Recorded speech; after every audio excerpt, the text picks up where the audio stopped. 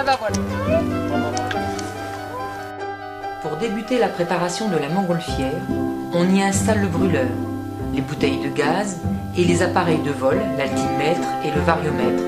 Après avoir fait les branchements et effectué les vérifications d'usage, le pilote couche la nacelle et l'on étale l'enveloppe dans le sens du vent.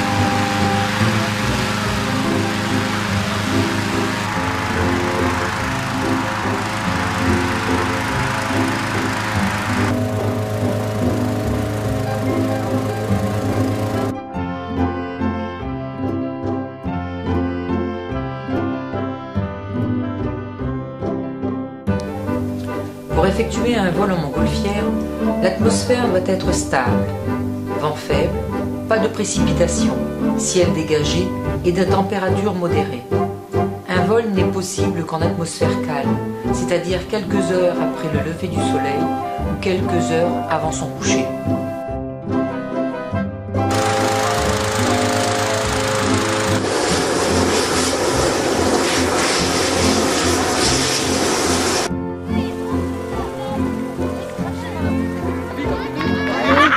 Au revoir, papy.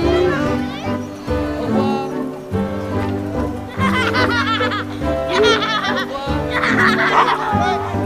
Oh, vous êtes tout petit là. Allez, bon voyage. Au revoir, Célestin. Au revoir. Oh, vous êtes tout petit hein. Hein, Célestin. Au revoir, Célestin.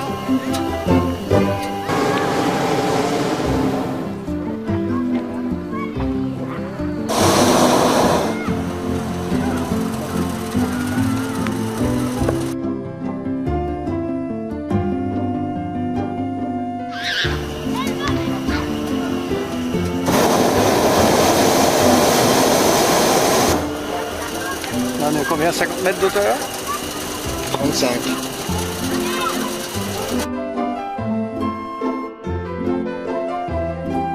Lors des vols de découverte, la montgolfière évolue entre la cime des arbres et 500 mètres, ce qui permet aux passagers d'entendre tout ce qui se passe autour. Les oiseaux qui sifflent, les animaux qui courent dans les sous-bois, les gens restés au sol qui vous appellent. Vous avez une excellente vision panoramique des paysages, des champs, des quartiers, des villes ou villages.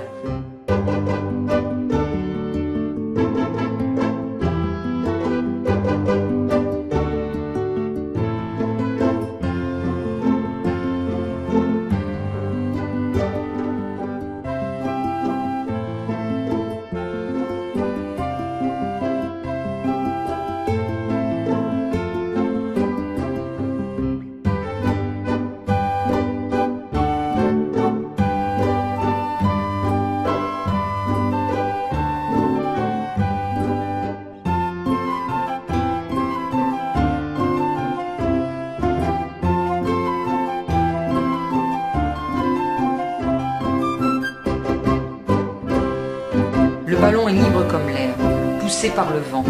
Le ballon n'a pas de gouvernail et le seul moyen de se diriger est de compter sur le fait que la direction du vent peut varier en fonction de l'altitude.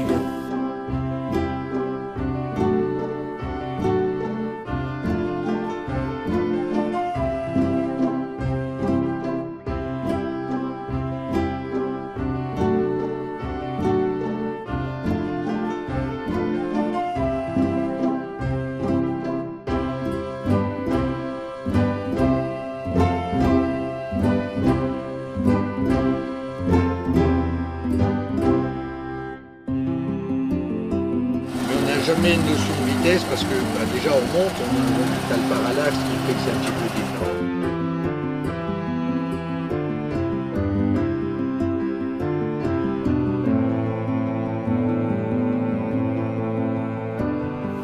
La durée d'un vol dépend de la température extérieure, de l'altitude, du poids des personnes et des réserves de gaz embarquées. Un vol dure en moyenne 1 heure. Comme la direction de la montgolfière est liée à la direction du vent, il est difficile de déterminer à l'avance un site d'atterrissage.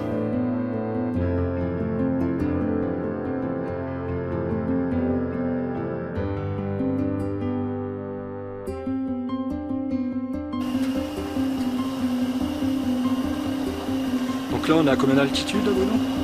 500 mètres.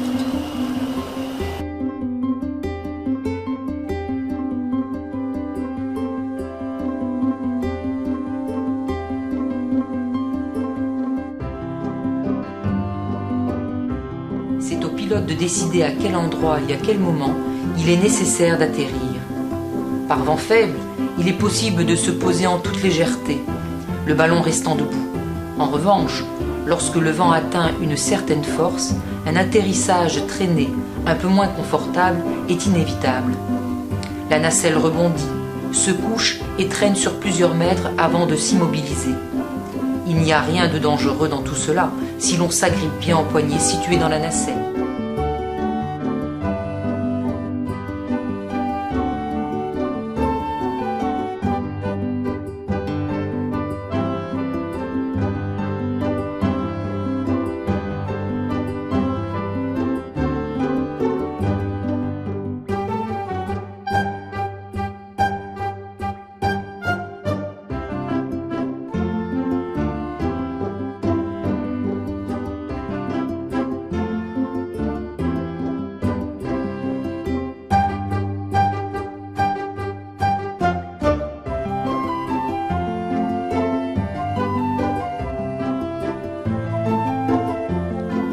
Arrivé sur le site de l'atterrissage, le pilote vous remet votre certificat d'ascension.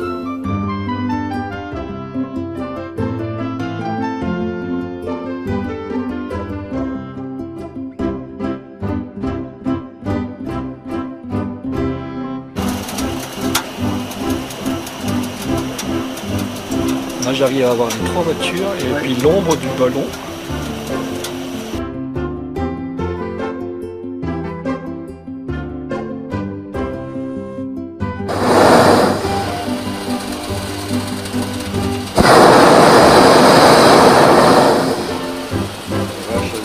Je vois des montgolfières, ils sont tout aussi intéressés ou intrigués. Il n'en voit pas une tous les jours non plus, hein. C'est prêt.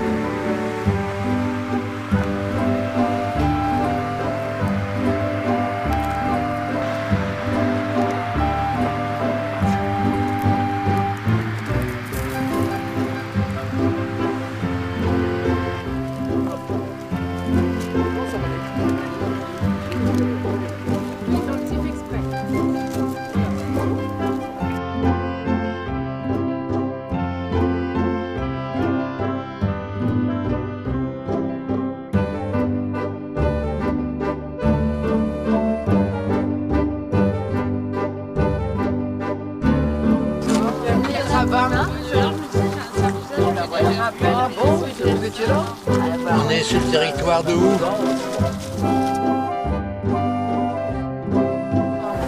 Donc là j'ai pu suivre un petit peu la montgolfière. Vous avez démarré au départ de Wormwood, Du terrain de foot de Wormwood. Oui, tout à fait. Et là donc nous avons atterri dans un champ de pommes de terre au niveau de Petit chemin d'Esquelbec à Norpen. Norpen. Alors comment s'est passé le vol avec vos passagers? Bah écoute, excellemment bien. On avait très peu de vent au départ, donc on s'est demandé si on allait aller un petit peu loin ou pas. Oui. Et pour finir, au fil du temps, bah, le vent s'est légèrement accentué, mais bon, grand maximum 8 km/h. Et on a atterri dans un champ de pommes de terre qui vient d'être nettoyé, etc. Donc pour moi, parfait. Parfait. Et a priori, pour les passagers, parfait voilà, aussi. d'accord. Ils ont été corrects. Ravis, enchantés, éblouis de la beauté des paysages des Flandres. Oui. Petite question, comment vous choisissez en fonction de votre itinéraire? On ne le choisit pas. D'accord. On constate que le vent nous amène dans telle ou telle direction et à telle vitesse. Donc en fonction de ça, on décide, oui, on peut voler, on a un vent suffisamment faible, maximum 20 km/h. D'accord. Donc on vole le matin et le soir, parce que l'atmosphère est stable le matin et le soir. D'accord. Et après, donc en fonction de la direction et de la vitesse du vent, on décide soit de décoller du terrain de foot de Wormwood, pour tout ce qui est est, sud et ouest, et on décolle du terrain d'Auxelard quand on a un vent du sud qui nous amène vers le nord. D'accord. Si on décolle de là, Wormwood, on arrive trop vite vers Berg et environ, zone industrielle, ligne haute tension, etc. C'est pas possible.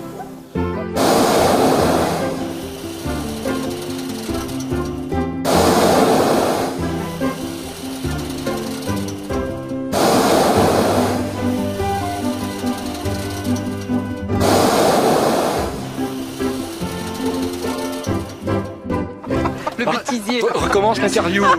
S'il te plaît, recommence l'interview. France, t'es où toi?